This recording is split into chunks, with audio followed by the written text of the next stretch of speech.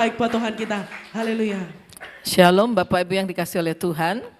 Bagaimana kabarnya hari ini? Tuhan Yesus baik, amin.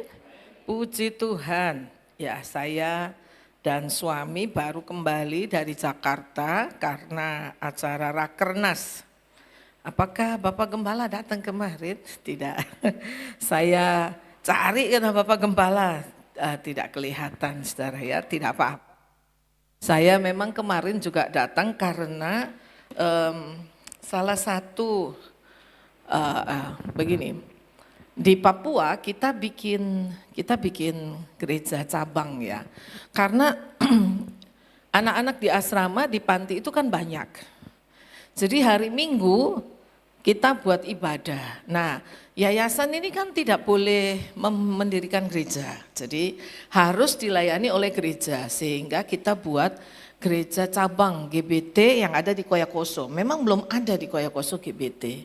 Nah, salah satu pelayan Tuhan yang berangkat ke sana itu suami istri Yehezkiel dan Nancy, itu temannya Ibu Pendeta Vivi ya. Jadi mereka berangkat ke sana, tahun lalu saya kirim ke sana mengembalakan, melayani di gereja itu, dan puji Tuhan sudah jadi pos penginjilan. Dan kemarin Bapak Yehezkiel ditabiskan jadi pendeta. Wah, saya senang sekali ya, dan Ibu. Jadi saya pergi ke sana juga dalam rangka menghadiri pentabisan mereka ya. Mungkin kalau tidak atau belum ditabiskan saya juga tidak ikut Rakernas ya, karena besok besok ini saya mau berangkat saudara ke Papua, tolong doakan ya. Saya dan pendeta Yan Palipadang kita mau berangkat ke Papua. Mungkin saya agak lama di sana, 1 bulan pelayanan ya, jadi tolong doakan ya. Puji Tuhan, Bapak Ibu, hari-hari ini memang bisa dikatakan pelayanan di tempat saya itu cukup padat ya. Ya, Pak Daniel harusnya hari ini juga ada retreat, saya diminta, saya bilang wah nggak bisa, saya sudah pelayanan di sini. Ya, saya diminta melayani retreat, jadi Pak Daniel dan saya harusnya berangkat retreat, tapi saya bilang karena saya nggak bisa, Pak Daniel yang berangkat saudara. Tapi kami bersyukur bahwa ada Bapak Pendeta Yan Palipadang yang Tuhan utus dari Timika, bayangin jauh saudara. Dia harusnya nggak berangkat ke Jakarta, tapi sehari sebelum Rakernas dia WA saya, dia bilang, Bulani besok saya berangkat gitu. Jadi saya jemput dia ke Soekarno-Hatta di Jakarta, saya bawa mobil. Wah, kemurahan Tuhan luar biasa. Saya berangkat itu nyetir sendiri loh saudara, dari Surabaya ke Jakarta ya. Saya ingat dulu ada Pak Pendeta Hendri nyetirkan saya ke Jawa Timur ya. Sekarang nyetir sendiri ke Jakarta. Waktu pulang saya udah nggak kuat karena saya dikasih obat, ternyata obatnya tuh bikin ngantuk saudara ya. Jadi untung ada Bapak Pendeta Yan Palipadang menolong saya, jadi dia ikut ke Surabaya. Nanti dari Surabaya kami sama-sama pulang ke Papua saudara. Dia ke Timika, saya ke Jayapura ya. Bagaimana kalau kita mengutus Bapak Gembala kita ke Papua? Belum bisa. Belum bisa ya. Ya, tiketnya mahal saudara ya. Ya, saya mengundang Pak Gembala dari tiketnya murah sampai sekarang sudah mahal loh. Sekarang PP itu sudah hampir 10 juta loh saudara. Wih, lebih murah pergi ke Australia ya. Sesudah khotbah dari sini saya berangkat lihat anak saya kemarin ke Australia. Saya bersyukur dia sehat-sehat, baik-baik saja. Tiketnya murah saudara. Ya, tapi ke Papua ini lebih mahal ya. Tapi saudara tidak apa-apa sebab di dalam semua yang Tuhan percayakan untuk kita, kepada kita ya. Semua Tuhan tuh punya rencana yang luar biasa saudara. Supaya dalam hidup kita, kita ambil bagian di dalam pelayanan ya yang Tuhan percayakan kepada kita. Hari ini saya mau bicara ya, Roh Kudus memperlengkapi, ini kok tahu-tahu sudah kesimpulan. Roh Kudus memperlengkapi orang percaya untuk melayani Tuhan ya. Hari ini kita mau belajar, kita sudah belajar pencurahan Roh Kudus ya. Kita sudah belajar Roh Kudus siapa itu pribadi yang luar biasa yang bekerja dalam hidup kita. Hari ini saudara kita mau belajar bagaimana Roh Kudus itu bukan saja datang tinggal mendiami kita, bukan saja membaptis kita, tetapi Roh Kudus juga memperlengkapi hidup kita. Ya, supaya kita sebagai anak Tuhan, ya, hidup kita ini bisa berbuah, hidup kita ini bisa berguna buat Tuhan. Ya, waktu saya melihat anak saya yang perempuan ini agak introvert kayak atau ekstrovert, saya nggak tahu istilahnya itu. Tapi dia tertutup, saudara. Ya, terus dia beda banget sama kokonya. Kalau Kevin itu wah ketemu siapa aja terbuka. Kemarin dia telepon saya pagi-pagi, "Ma, minggu ini aku diminta untuk renungan firman." Wah bagus nak, berani dia. Minggu sebelumnya dia telepon saya, "Ma, aku diminta jadi WL." Dia ke gereja bule, saudara. Saya di Australia itu pergi ke gerejanya besar, lebih besar dari gereja kita ini ya, 2 kali. Tapi isinya cuma 30 orang, itu sudah sama anak pendeta, istri pendeta, cucu pendeta. Jemaatnya cuma 30 orang. Ini negara kaya, saudara, tapi kekristenannya kasihan, saudara. Ya. Lalu saya ikut ibadah di situ, terus diminta doa karena saya datang sama anak saya tuh pas jam ibadah, saudara ya. Nah, lalu saudara, minggu berikutnya anak saya cerita saya, "Ma, aku diminta untuk WL." Wah, saya senang, saudara. Ya, WL pakai bahasa Inggris itu loh maksudnya ya. Lalu minggu berikutnya kemarin dia telepon saya, dia bilang, "Ma, aku diminta untuk renungan." Wah, saya bersyukur, saudara. Saya bersyukur anak saya bisa melayani Tuhan. Dimanapun dia berada, dia melayani Tuhan. Saudara, tapi si Karen, anak saya yang kedua itu namanya Karen. Karen itu juga mereka pintar musik ya, hampir semua alat musik mereka bisa. Mereka bisa menyanyi, tapi Karen ini agak tertutup seperti saya waktu masih muda. Saudara, saya nggak bisa membayangkan waktu masih muda, saya ketemu orang bicara, saya ini sukanya cuma di kamar, nggak pernah keluar dari kamar. Tetapi yang luar biasa anak ini, saudara, ketika saya percaya kepada Tuhan, ketika Roh Kudus menjamah kehidupan saya, ya, saya menerima karunia-karunia Roh Kudus yang luar biasa, ya. Dan salah satu karunia Roh Kudus yang diberikan kepada saya itu ialah hospitality. Hospitality itu karunia memberi tumpangan kalau Alkitab bilang. Ya, itu karunia memberi tumpangan. Bayangkan, awalnya saya ini seorang yang sangat tertutup. Tidak boleh orang masuk kamar saya. Mama saya kalau masuk kamar saya mesti ketuk pintu. Gak boleh sembarang orang masuk kamar saya. Gak boleh sembarang orang pakai barang saya, saudara. Saya nggak suka ada tamu. Kalau perlu nggak usah ada tamu di rumah, nggak usah ada orang datang, nggak suka. Ya, itu waktu saya masih kecil dan remaja. Ya, tetapi saudara yang luar biasa, setelah saya terima Tuhan, menyerahkan hidup buat Tuhan, ya, Roh Kudus menjamah hidup saya diubahkan. Saya diberi karunia hospitality sehingga rumah saya, ya, tidak ada pintu yang pakai kunci, semua orang bisa masuk. Kamar saya juga sama, tidak dikunci, semua orang bisa masuk. Siapapun bisa datang. Kalau di Papua itu lebih parah lagi. Ya. Artinya begini, Tuhan memberikan karunia yang tidak disangka. Dan ternyata tujuannya itu luar biasa. Tuhan punya maksud untuk kehidupan kita. Nah, hari ini saudara kita mau belajar, Roh Kudus memperlengkapi setiap orang percaya ya dengan satu tujuan yang luar biasa. Mari kita lihat saudara, ya. Bakat alami ya dan karunia apakah berbeda? Ya. Apakah berbeda atau tidak? Ya. Saudara, mari kita melihat bersama-sama. Yuk kita buka dulu Alkitab kita. Di dalam 1 Korintus 12, ya, mari kita buka 1 Korintus 12. Ini ayat yang diberikan ini banyak sekali saudara ya, tapi kita tidak usah membaca semua, kita membaca 1 Korintus 12, mari berdiri bersama-sama ya. Kita membaca ayat yang keempat, ya, sampai dengan ayat yang ketujuh saja. Ya, ayat yang keempat sampai dengan ayat yang ketujuh. Ya, 1, 2, 3. Ada rupa-rupa karunia, tetapi satu roh.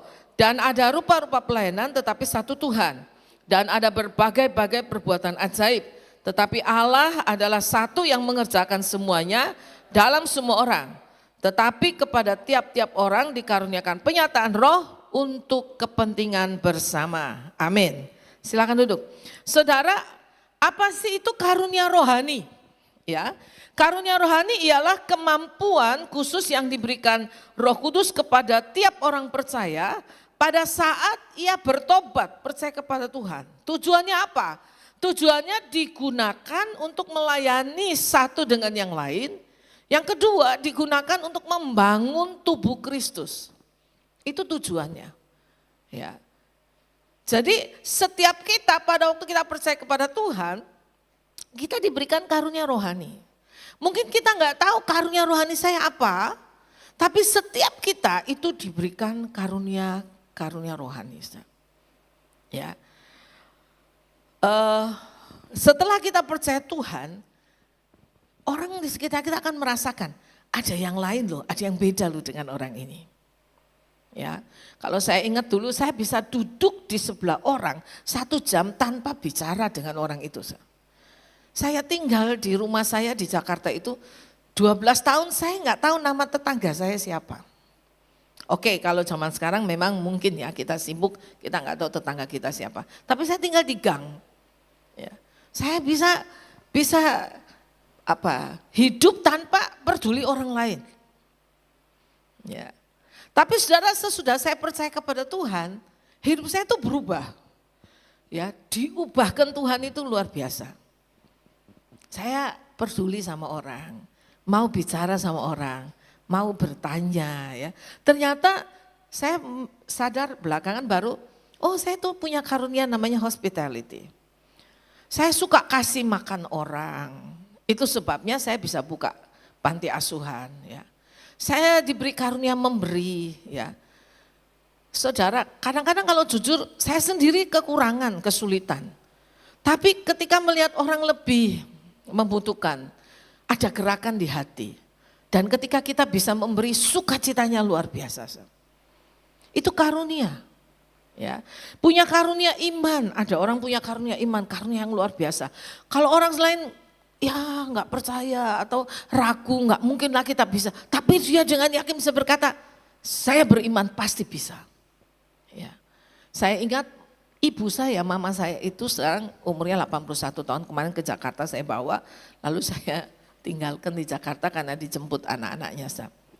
Saudara, satu kali saya mau pulang dari Jogja ke Surabaya, uangnya nggak cukup, waktu itu masih kuliah saudara, uangnya nggak cukup. Tapi mama saya punya karunia iman yang luar biasa. Dia datang dari Jakarta ke Surabaya, ke Jogja, tasnya dicuri orang sehingga semua uangnya hilang. Dulu masih naik kereta belum aman saudara, sekitar 30 tahun yang lalu tuh naik kereta belum aman. Semua tasnya hilang. Jadi dia datang ke Jogja nggak bawa uang.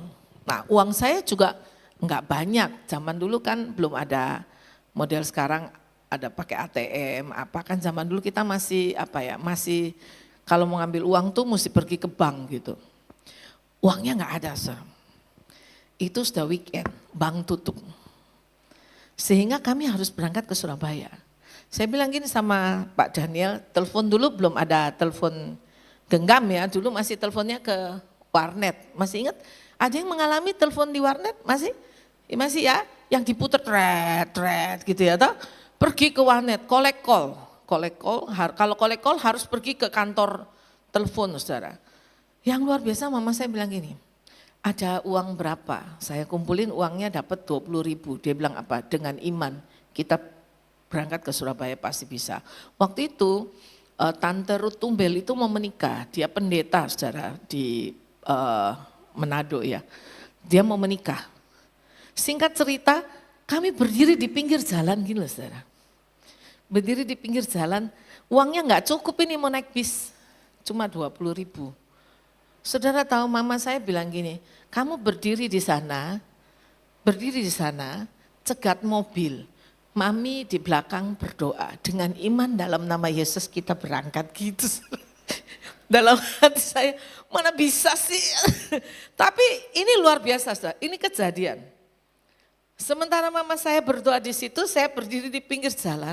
Ada mobil lewat dan berhenti. Lalu saya pergi ke situ, saudara. Mobil itu tanya saya, dia mundur. Dia tanya, Mbak mau ke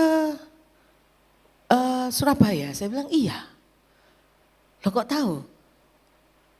Kalau mau bisa ikut mobil ini. Tapi kami cuma sampai di Madiun, gitu. Dalam hati saya, lumayan sampai di Madiun. Masih bisa, dari Madiun ke Surabaya, waktu itu masih bisa, saudara. Masih murah, 10 ribuan, gitu. Masih murah. Saudara. Itu tahun, saya menikah 1990, itu tahun 1992, 93. Wah itu uang 10 ribu masih berharga. Saudara. Nah singkat cerita, kami berangkat sampai di Madiun, dibayar orangnya tidak mau. Saya turun naik bis lagi ganti sampai di Surabaya. Masih ada kembalian uang di tangan. Mungkin itu perkara kecil, kita lihat perkara kecil. Tapi itu tindakan iman loh. Dan mama saya punya iman yang begitu besar.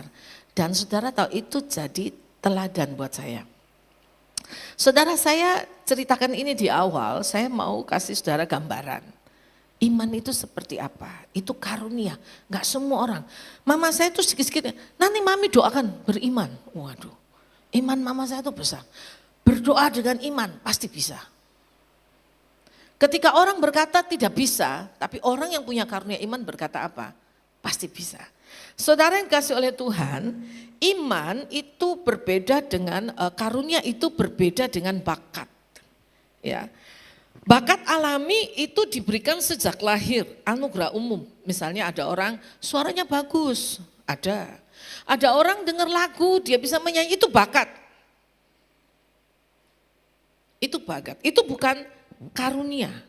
Tetapi saudara ada orang ya yang diberi karunia rohani melayani. Ya. Jadi dengan suara yang dia punya, dia pakai untuk melayani. Bu, ada nggak orang punya karunia melayani, tapi dia nggak bisa nyanyi, tapi dia ingin melayani? Ada. Contohnya Ibu Lani, saya nggak punya bakat menyanyi, saudara. Saya kok nyanyi nggak bagus. Tapi saya diberi karunia melayani, jadi saya bisa menyanyi ketika melayani. Kalau sudah lagu dunia, nggak bisa saya, fales. Jadi saya spesialis menyanyi lagu rohani. Kalau sudah lagu dunia enggak bisa. Jadi seperti Tuhan bilang, Lan karuniamu melayani, pakai apa yang kamu punya untuk melayani Tuhan. Kalau bakat itu dia terima sejak kecil. Tapi apakah bakat ini bisa dipakai Tuhan? Bisa. Bisa, bakat bisa dipakai Tuhan. Maaf ya, saya ini enggak pinter musik saudara, enggak pinter. Tapi ada masanya ketika saya kepepet main musik, saya bisa main musik. Tapi bukan bakatnya main musik. Beda sama anak saya. Dan saya baca tulisan katanya bakat itu turun dari ibu. Oh saya agak bangga karena anak saya semua pinter musik. Oh berarti turun dari saya. Padahal yang pinter musik suami saya saudara ya. Kan suami saya bilang ada andil saya juga gitu ya. Suami saya pinter saudara main musik. Saya nggak punya bakat musik. Tapi karena saya suka berlatih bisa kemampuan itu diberikan oleh Tuhan. Nah saudara, bakat dimiliki oleh semua manusia menunjukkan keahlian manusiawi, tetapi karunia rohani diberikan saat lahir baru, anugerah khusus hanya dimiliki oleh orang percaya dan menunjukkan kapasitas pelayanannya. Kalau kita bicara karunia rohani, misalnya waktu dia percaya Tuhan diberi satu dan dia bertanggung jawab terhadap satu talenta yang Tuhan percayakan, talenta itu kepercayaan ya. Maka Tuhan bisa lipat gandakan. Ya.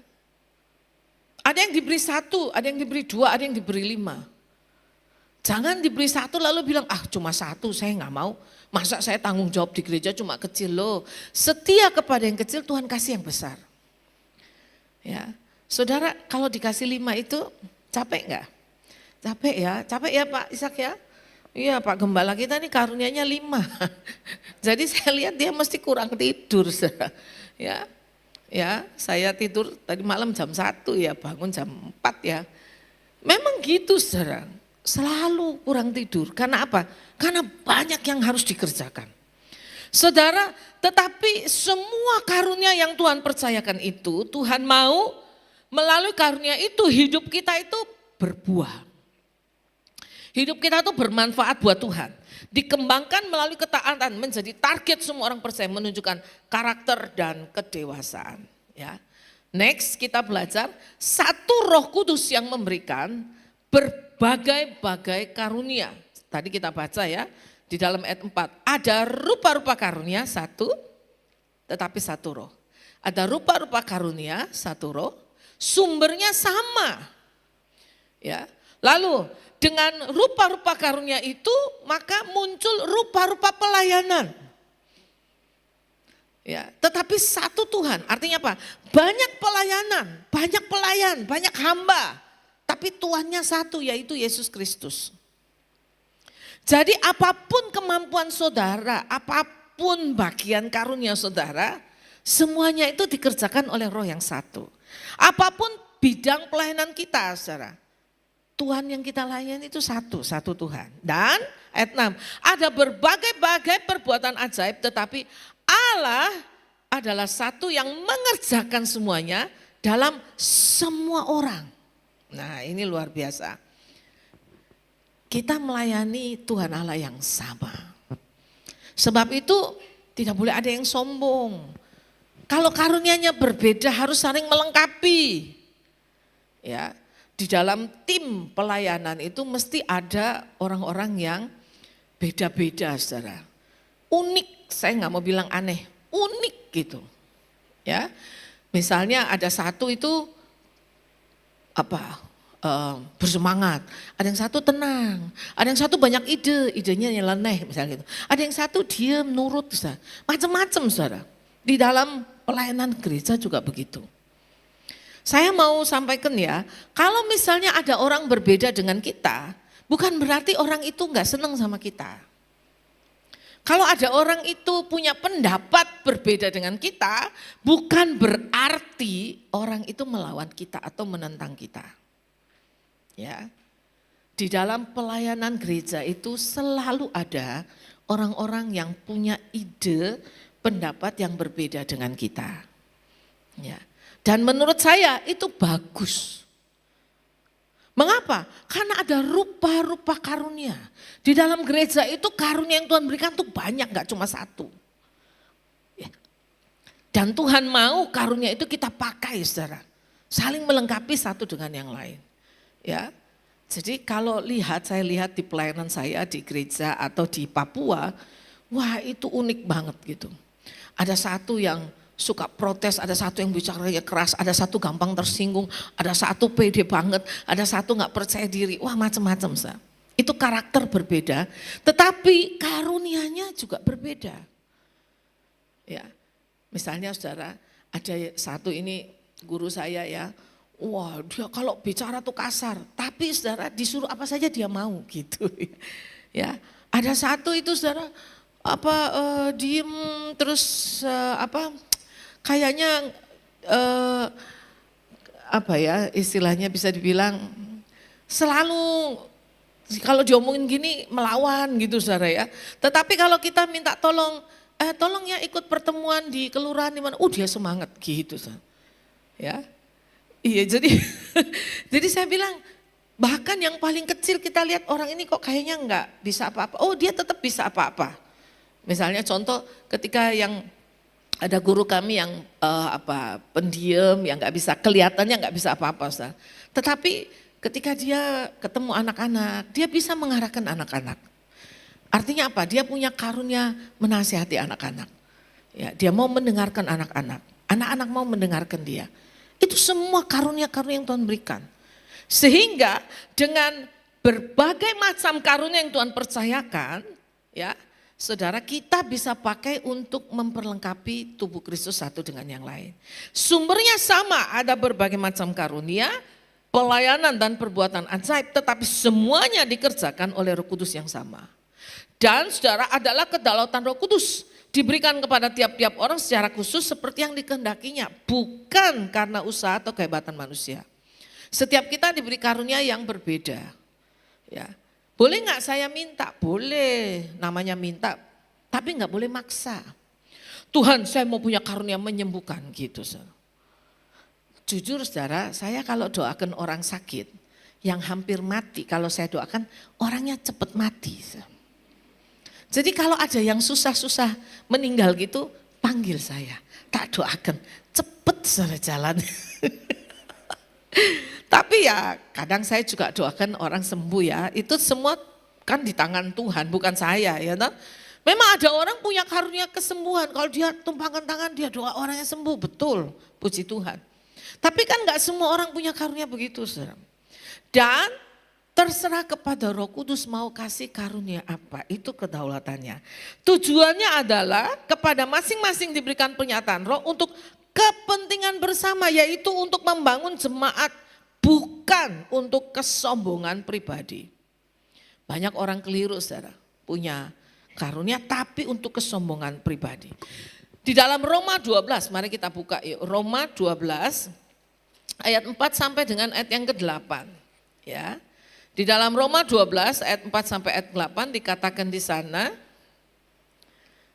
sebab sama seperti satu tubuh mempunyai banyak anggota, tetapi tidak semua anggota itu mempunyai tugas yang sama. Demikian juga kita walaupun banyak adalah satu tubuh di dalam Kristus, tetapi kita masing-masing adalah anggota yang seorang terhadap yang lain. Demikianlah kita mempunyai karunia yang berlain-lainan menurut kasih karunia yang dianugerahkan kepada kita.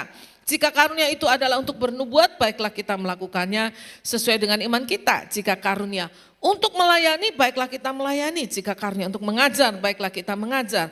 Jika karunia untuk menasihati, baiklah kita menasihati. Siapa yang membagi-bagikan sesuatu, hendaklah ia melakukannya dengan ikhlas. Siapa yang memberi pimpinan, hendaklah ia melakukannya dengan rajin. Siapa yang menunjukkan kemurahan, hendaklah ia melakukannya dengan sukacita. Jadi saudara, kita lihat ya, seperti satu tubuh banyak anggota, seperti mesin banyak anggota, beragam fungsi. Semua punya fungsinya masing-masing. Semua saling membutuhkan. Bahkan bagian terkecil dari tubuh kita, semua saling membutuhkan. Dan semua punya nilai yang sama.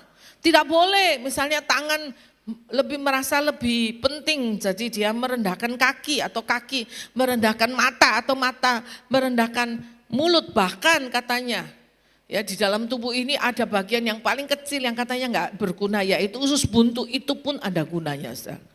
Ya, jadi saudara yang dikasih oleh Tuhan, ya, kita semua adalah tubuh Kristus, saling melengkapi satu dengan yang lain. Di dalam Efesus 4 ayat 11 sampai 13 ya, kita belajar saudara bahwa Yesus Kristus adalah kepala yang memberikan karunia-karunia ya. Dia memberikan karunia rasul, karunia nabi, penginjil, gembala dan pengajar di dalam gereja. Ya. Mungkin ada di antara kita ya yang punya karunia rasul. Artinya apa? Dia diutus oleh Tuhan menjadi wakil Kristus di dunia ini. Artinya apa? Dia harus menampakkan Kristus dalam hidupnya. Memang ada yang berkata sekarang sudah tidak ada lagi rasul. Betul, saya setuju, jabatan rasul tidak ada, karunianya masih ada. Artinya apa? Ketika misalnya saya pergi ke Papua, saya menjadi utusan Kristus, menjadi murid Kristus di sana. Ya, nabi itu tugasnya menegur, ya, menunjuk dosa, menegur. Jabatan nabi tidak ada, tapi karunia nabi masih ada. Ya, saudara, penginjil pergi memberitakan Injil. Ya, kita memang didorong untuk memberitakan Injil, menjadi saksi Tuhan. Karunia gembala jelas masih ada. Ya, jabatan gembala di gereja ini mungkin cuma satu. Tapi karunia gembala itu diberikan Tuhan kepada banyak orang. Ada tim pengembalaan, ada orang yang bisa mengunjungi orang lain, memberi nasihat, merangkul ya, mengayomi, itu karunia gembala, saudara. Mengajar, Ya, dia bisa mengajar orang lain. Nah, itu karunia yang Tuhan berikan, saudara. Nah, prosesnya dikatakan tugas kita para pemimpin di gereja ini, Bapak Gembala, Ibu, para penatua, diaken, majelis, tua-tua sidang, saudara. Tugas kita ialah bukan melakukan pelayanan secara sendiri, tetapi kita memperlengkapi satu dengan yang lain. Ya, sampai tubuh Kristus ini dibangun, ya, menjadi dewasa secara rohani. Diperlengkapi dan sesudah itu saudara kita menjadi dewasa dan iman kita bersatu. Itu yang Tuhan mau saudara dari gereja Tuhan di tempat ini. Nah mari kita melihat saudara di dalam Roma 12 dan 1 Korintus 12 itu ada beberapa pengelompokan karunia. Ya, ini banyak sekali memang materi tapi saya coba cepat ya. Karunia berbicara, yaitu karunia bernubuat, karunia mengajar, karunia menasehati. Ya, ada karunia melayani. Ada orang-orang, wah saya nggak bisa Pak kalau disuruh khotbah atau ngajar, saya nggak bisa. Kasih pengumuman nggak bisa. Saya bisanya melayani, toto-toto, bersih-bersih, atau konsumsi. Itu karunia loh saudara. Karunia melayani. Saya punya karunia melayani, saya seneng banget tuh. Masak-masak sama ibu-ibu atur-atur. Ya, seneng saya. Tapi jemaat saya bilang gini, Ibu Gembala tidak usah repot di dapur, duduk saja di depan. Gitu ya. Jadi saya punya karunia melayani, saya punya karunia mengajar, saudara. Ya, saya punya karunia mengajar. Saya enggak punya karunia bernubuat, tapi Tuhan beri saya bisa melihat hati orang sekali-sekali, saudara ya, enggak selalu ya. Jadi kalau saya berdoa, kadang-kadang Tuhan kasih lihat hati orang ya seperti apa ya. Saya punya karunia menasihati, punya. Sebab itu saya seorang konselor ya. Lalu saudara karunia membagi-bagikan, suka memberi. Saya punya karunia itu saudara. Kalau enggak saya enggak bisa bikin sekolah gratis di Papua ya. Ada karunia kemurahan. Dia suka menunjukkan empati atau belas kasihan kepada orang lain. Atau saudara ada karunia memimpin, misalnya karunia sebagai leader. Dia karunianya di administrasi, dia bisa mengatur visi, mengelola pelayanan secara efisien. Itu juga karunia. Ada karunia iman, karunia mujizat, karunia kesembuhan. Ya, dia bisa dipakai Tuhan di dalam pelayanan, waktu dia berdoa orang itu sembuh misalnya. Ada karunia membedakan roh, nah ini dipakai untuk melindungi jemaat dari pengajaran sesat. Ayo kita berdoa supaya semua karunia ini ada dalam gereja Tuhan. Dan Bapak Gembala pasti tidak merasa, ada apa nih ya kok saya enggak ya Pak ya. Malah kita bersyukur, saya bersyukur. Jadi kalau jemaat saya itu punya karunia dan luar biasa dipakai Tuhan, saya bersyukur saudara. Luar biasa ya, itu kasih Tuhan. Di dalam 1 Korintus 13 saudara kita belajar bahwa kasih agape itu sangat diperlukan ya di dalam kita melakukan karunia rohani yang Tuhan berikan. Ya. Kasih agape, itu katalisnya. Ada kasih enggak? Jadi ketika kita semua sudah punya pelayanan, sudah melayani Tuhan, sudah punya karunia, tetapi kalau kita tidak punya kasih, maka karunia itu menjadi tidak bermakna. Tidak ada faedahnya buat kita. Ya. Dikatakan sekalipun kita memiliki karunia bernubuat, mengetahui segala rahasia dan memiliki iman memindahkan gunung, tetapi jika tanpa kasih, karunia itu tidak berguna. Ya. Jadi kita punya karunia bagus, kita berdoa minta karunia bagus, Tuhan kasih kita karunia rohani bagus, kita melayani Tuhan bagus, tetapi harus plus apa? Kasih. Kasih agape. Kalau kita melayani tanpa kasih, kosong hatinya. WL singer tanpa kasih, kosong hatinya. Main musik tanpa kasih, kosong hatinya. Termasuk khotbah, mengajar, mengembalakan. Ya, bagaimana Bapak Ibu Gembala kita bisa bertahan dalam pelayanan? Karena mereka mempunyai kasih agape. Kalau nggak punya kasih, waduh, sudah lama ya Pak gulung tikar, ya toh? Betul Pak. Sudah lama gulung tikar kalau tidak ada kasih Tuhan. Ya. Nah, di dalam 1 Petrus 4 ayat 10 sampai 11 kita dipanggil sebagai pengurus kasih karunia. Layanilah seorang akan yang lain sesuai dengan kasih karunia yang telah dipercayakan tiap-tiap orang sebagai pengurus yang baik dari kasih karunia Allah. Gini saudara, konsepnya ya. Hidup ini milik Tuhan. Waktu ini milik Tuhan. Karunia rohani yang saya punya milik Tuhan. Saya ini cuma steward, pelayan aja. Saya dipercayakan. Ya, misalnya contohnya gini saudara, saudara kerja di satu perusahaan. Perusahaan ini bukan milik saudara, saudara cuma jadi direktur, dipercayakan mengelola, jadi manajer. Ya, perusahaan itu bukan punya saudara. Tapi saudara bekerja di situ. Dan selama saudara bekerja, saudara bertanggung jawab terhadap apa yang dipercayakan kepada saudara. Saudara, demikian juga hidup kita. Hidup kita ini punya Tuhan. Semua yang kita punya dalam hidup ini Tuhan percayakan kepada kita. Dan Tuhan mau saudara, kita pakai hidup kita untuk melayani Dia. Jadi gini, rumah yang kau punya bukan punyamu, punya Tuhan. Buktinya apa? Buktinya kalau kita satu kali dipanggil Tuhan pulang mati, rumahnya nggak dibawa, saudara, ditinggal. Tapi selama kita ada di dunia, Tuhan mau kita mengelola rumah itu dengan baik. Kalau udah dipercayakan, kita mesti kelola. Lalu, 2, rumah ini kita pakai untuk kemuliaan Tuhan atau tidak? Apakah kita cuma pakai untuk kedagingan kita? Ya. Itu yang Tuhan mau dari hidup kita. Mobil ini bukan punya saya, punya Tuhan. Tapi saya dipercayakan mobil. Kalau saudara dipercayakan perusahaan, saudara jadi direktur.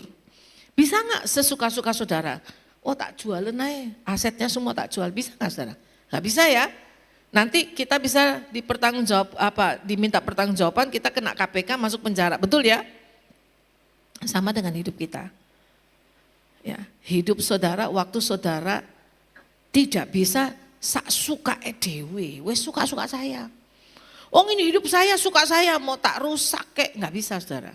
Karena kita harus mempertanggungjawabkan. Karena itu saudara, menyia-nyiakan atau mengubur karunia adalah sebuah pelanggaran.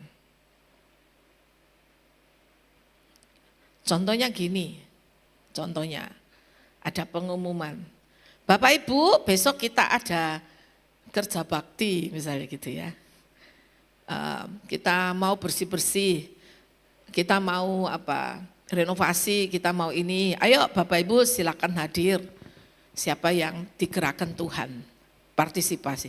Saudara punya kemampuan, tapi saudara males biarin yang lain aja, saya di rumah aja. Maaf ya, itu pelanggaran. Kalau kita tahu kita mampu, kita bisa, kita harus datang. Supaya hidup kita berguna buat Tuhan. Amin. Amin. Wah ini agak keras memang ya. Saya mesti omong nih terus terang.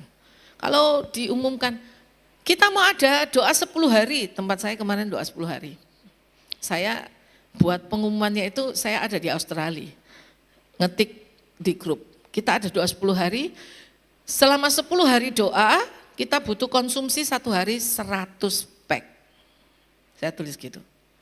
Ayo Bapak Ibu yang tergerak silakan. 2 jam saudara, ketutup.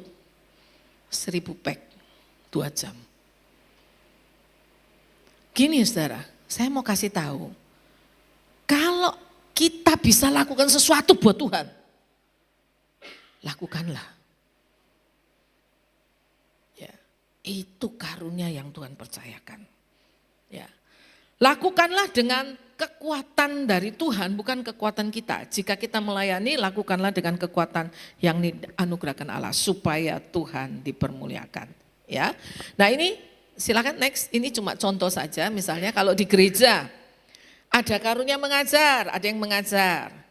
Ya, ada karunia administrasi yang nyatetin itu loh absen. Itu karunia saudara. Ya ada loh. Orang suka absen, itu seneng banget absen.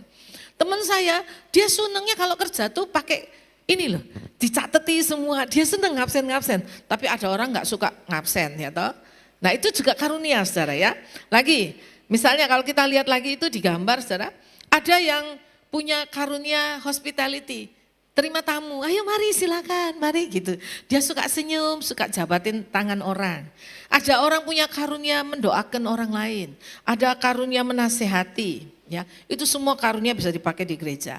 Nah next saudara, di dalam keluarga, ya, ada karunia membagi-bagikan, mengelola keuangan, memberi, ada karunia mengajar, menasihati orang tua ya, saudara, family, ada karunia hospitality, ada karunia saling memperhatikan, ya. Dia suka perhatikan, suka kunjungi saudara, sanak family ya. Ada karunia melayani, suka cuci-cuci, masak, sapu-sapu misalnya. Itu sebuah karunia. Pakai itu juga di dalam keluarga kita. Nah contohnya yang ketiga di tengah masyarakat misalnya. Ya kita bisa bermanfaat dengan masyarakat dengan karunia yang Tuhan berikan. Ya. Nah saudara yang kasih oleh Tuhan, next ya. Karunia itu saudara ada dalam diri kita bisa pakai semua karunia itu saudara. Nah pertanyaannya, saya mulai dari mana? Next, ya saya mulai dari sini. Yang pertama, pahamilah kebenaran Alkitab tentang karunia Roh Kudus. Lalu berdoa, minta hikmat Roh Kudus. Tuhan karunia saya apa? Berdoa minta hikmat. Yang kedua, terjun dalam pelayanan, terlibat dalam pelayanan. Bilang Bapak Ibu Gembala, saya mau ikut pelayanan, tapi saya nggak bisa apa-apa, bisanya cuma masak. Oh itu karunia yang luar biasa saudara. Loh betul, kita butuh ibu-ibu yang suka masak. Misalnya, tapi saya bisanya cuma masak di rumah. Nanti berarti setiap minggu saya nanti kirim nasi goreng. Oh puji Tuhan Bapak Gembala senang sekali. Betul ya Pak ya? Tiap minggu dikirimin nasi goreng. Wah puji Tuhan, ya gak repot. Itu juga karunia saudara. Ya. Nah lalu evaluasi dan analisa apakah Anda bersuka cita saat melakukannya. Senang enggak waktu melakukannya? Waktu pelayanan efektif enggak? Berbuah enggak? Lalu mintalah pendapat dari orang di sekitar kita. Gitu. Pelayanan kita bagaimana? Siap untuk menerima masukan. Lalu kemudian saudara kalau misalnya oh masakanmu udah enak tapi kok agak asin ya. Nah dikurangi gitu loh, ojo. Yo lek mau aku masak yo kayak gini.